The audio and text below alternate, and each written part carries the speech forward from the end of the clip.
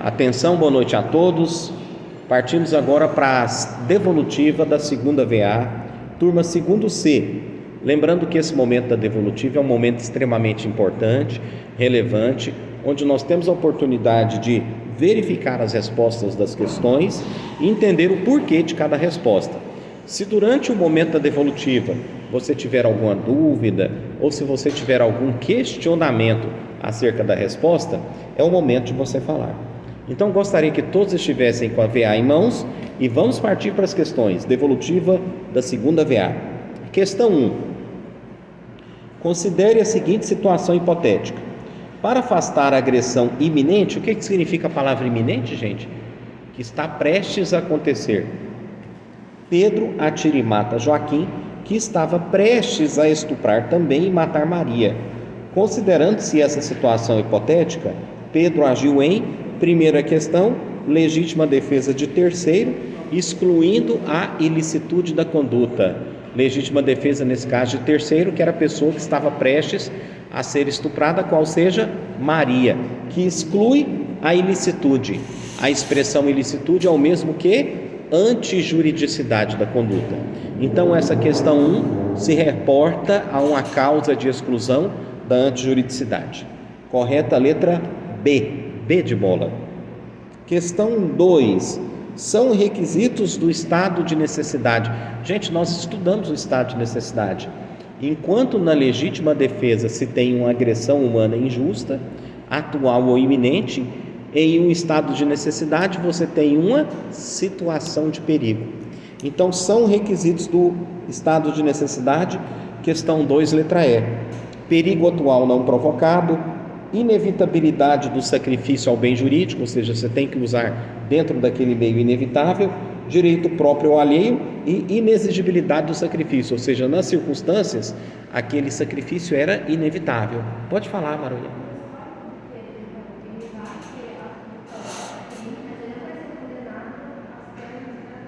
Muito bem. Você está se reportando a questão 1, né, Maruia?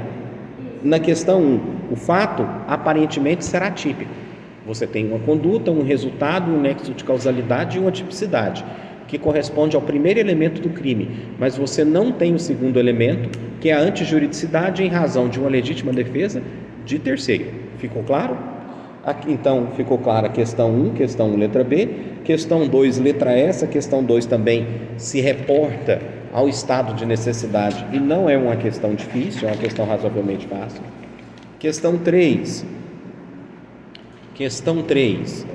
A respeito das hipóteses de exclusão da ilicitude constantes do Código Penal, é correto dizer que, questão 3, o correto é letra B.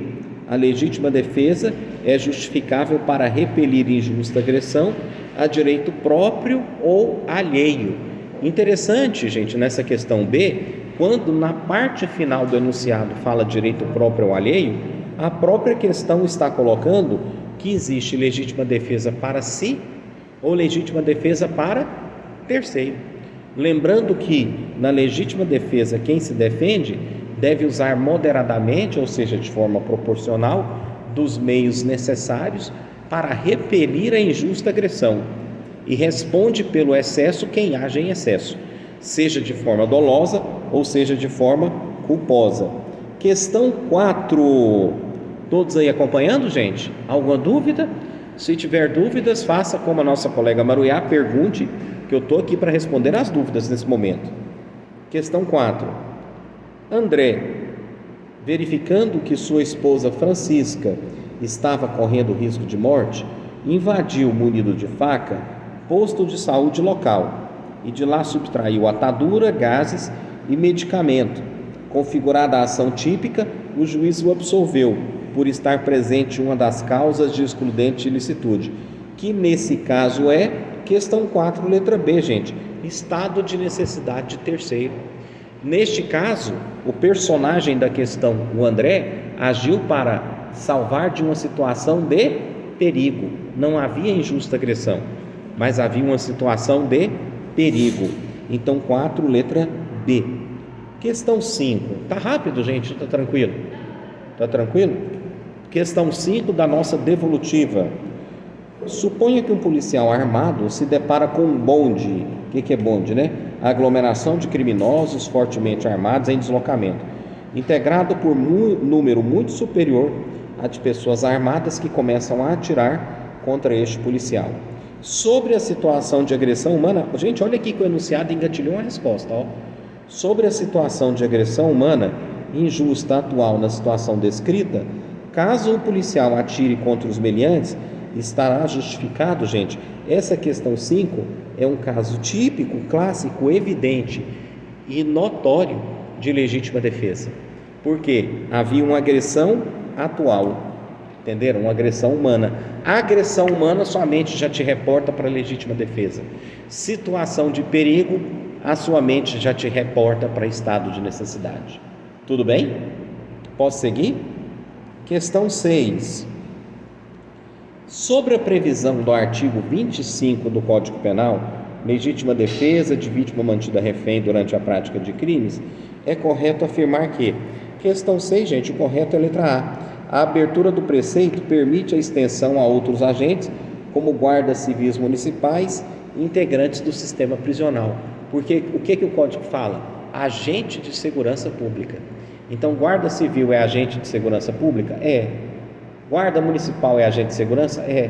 Então, o agente que repele a injusta agressão contra a vítima mantida em cativeiro, que a gente leu esse artigo em sala por várias vezes, ele está agindo em legítima defesa. Contra a vítima, não, para salvar a vítima e contra agressores de vítima em cativeiro. É um parágrafo do artigo 25 que foi inserido na última gestão do atual governo, do governo anterior. Na gestão, ficou até redundante, né? Na gestão do governo anterior. Questão 7, presta atenção. Pode, gente? Questão 7. Durante uma partida de futebol, Rogério agrediu Jonas com um soco, que lhe causou um leve ferimento no olho direito. Bom, parece que aqui não tem dolo de matar ainda não. A questão está falando leve ferimento.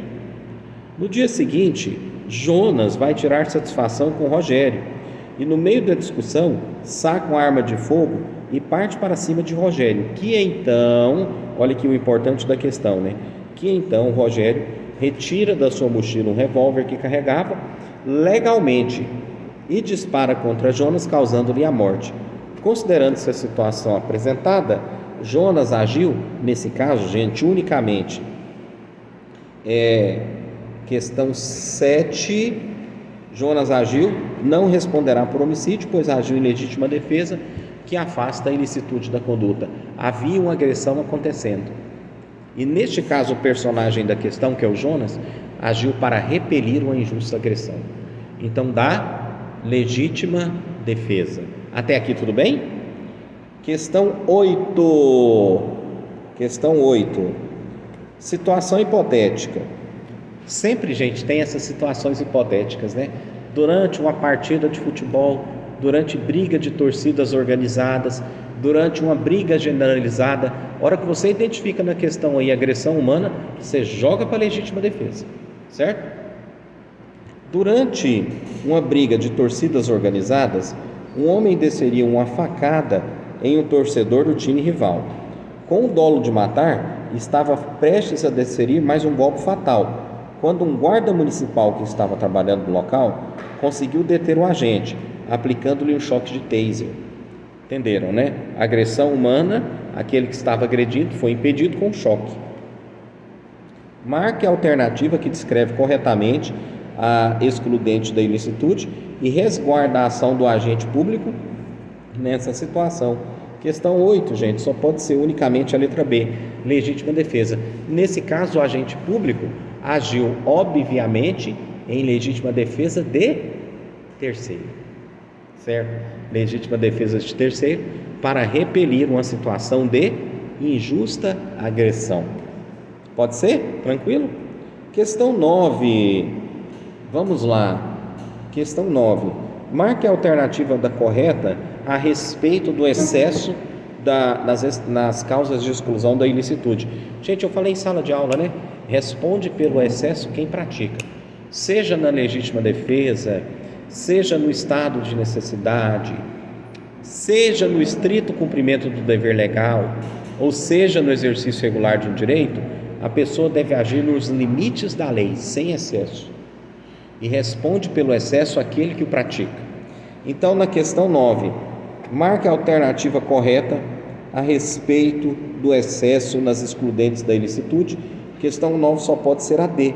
Seja doloso ou culposo, poderá sujeitar o agente à reprimenda penal válida. Responde pelo excesso aquele que o pratica. Certo, gente? Questão 10. Pode seguir? É muita questão, né, gente?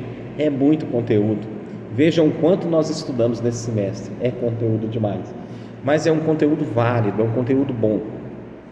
Maria Bonita, escrivã de polícia, para salvar a vida de Joaquina, que estava sendo feita refém. Gente, olha, a segunda questão que se reporta à legítima defesa de terceiro, praticado por agente policial.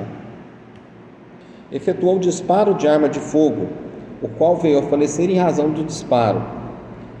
Ixi, ficou trocado o nome aqui, mas não tem nada não.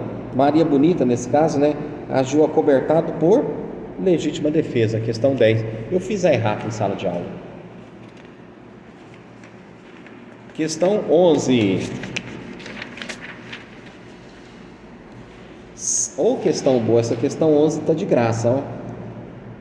São elementos do fato típico, exceto. Pessoal, muito cuidado nessas questões quando diz exceto, unicamente, tão somente, sem exclusão. Nesse caso aqui, o enunciado não quer a questão certa, ele quer a questão errada, porque todos estão certos. Vamos lembrar de cabeça, quais são os elementos que compõem o fato típico? Conduta, resultado, nexo de causalidade e tipicidade. Vamos na ordem, né? Então, qual que é o único que não compõe o fato típico aqui nessa questão 11? É a antijuridicidade. Por quê? Porque a antijuridicidade é um elemento autônomo, ele não compõe o fato típico, certo? Questão 12. Questão 12. A doutrina majoritária conceitua crime como fato típico, ilícito e culpável. Por sua vez, o fato típico envolve o elemento subjetivo do tipo, que pode ser o dolo ou a culpa. Sobre o tema, é correto afirmar que, ou seja, sobre o tema fato típico, questão 12, letra B, os tipos culposos estão sujeitos ao princípio da tipicidade, somente podendo ser punidos quando devidamente prevista a punição a título de culpa. Falado isso em sala. Isso se reporta, gente, à teoria geral do crime. Não há crime sem lei anterior que o defina. Não há pena sem prévia combinação legal. Seja na forma dolosa ou seja na forma culposa, tanto faz, qualquer crime se sujeita ao princípio da legalidade estrita. Certo? Questão 13. Isso, a 12, letra B de bola. Letra B de bola. Posso seguir, gente? Vai? Pode ir? Questão 13. Em relação ao crime, marque a alternativa correta. Questão 13, gente, correta é a letra A. O resultado de que depende a existência do crime somente é imputável a quem lhe deu causa. Considera-se causa a ação ou omissão sem a qual o resultado não teria ocorrido.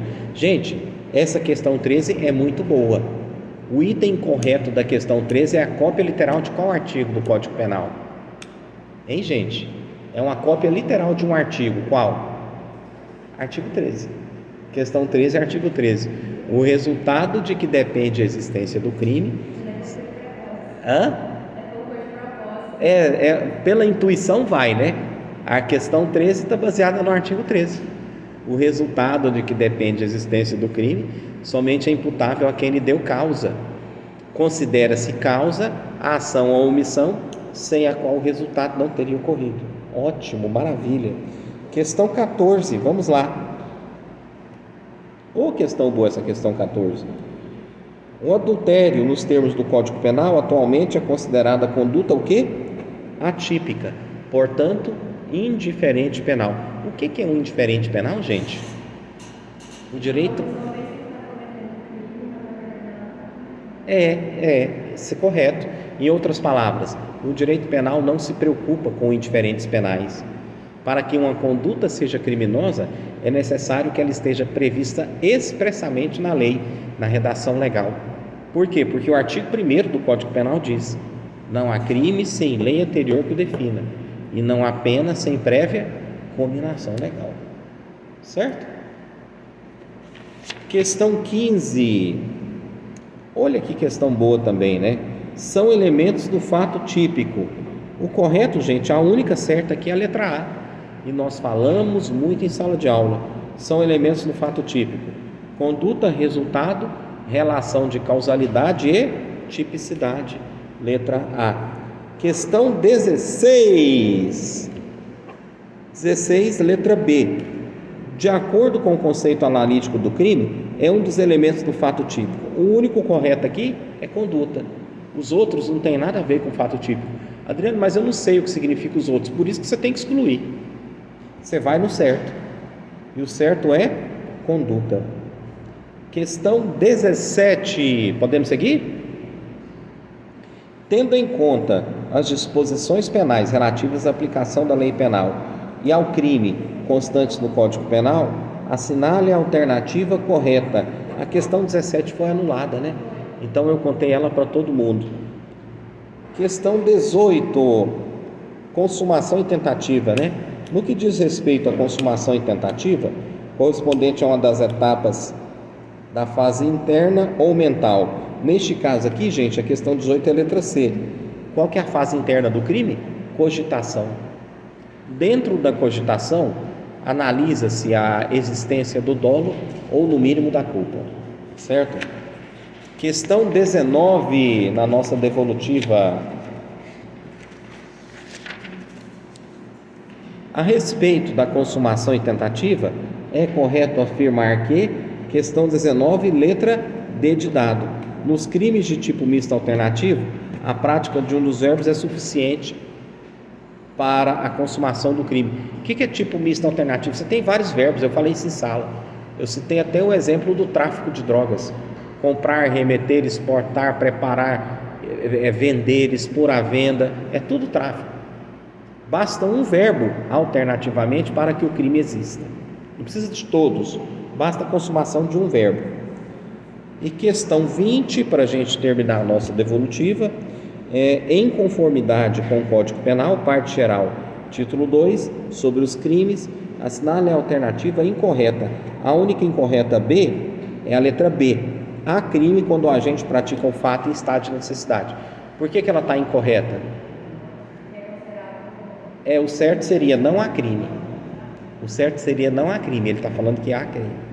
Então, não há crime quando o agente pratica o fato em estado de necessidade, também em legítima defesa, também em estrito cumprimento do dever legal, também no exercício regular de um direito.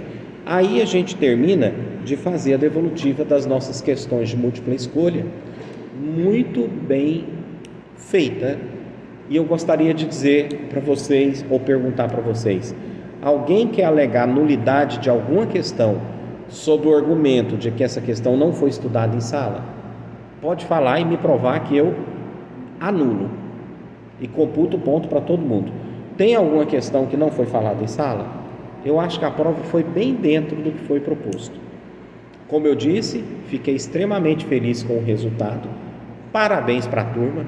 Está sendo gravado, eu vou disponibilizar no YouTube. E façam em casa de novo a prova, gente. Você aprende repetindo. Façam em casa de novo a prova, né? Porque o vídeo está lá.